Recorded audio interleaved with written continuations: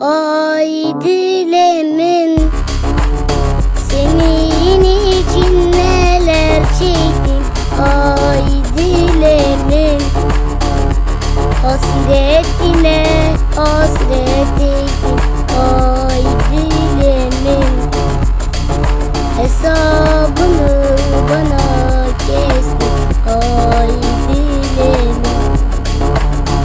elimde değil, unutmak kolay olsa elimde değil. Boş verme kolay olsa elimde değil. Hayaller gerçek olsa, yanımda yar olsa.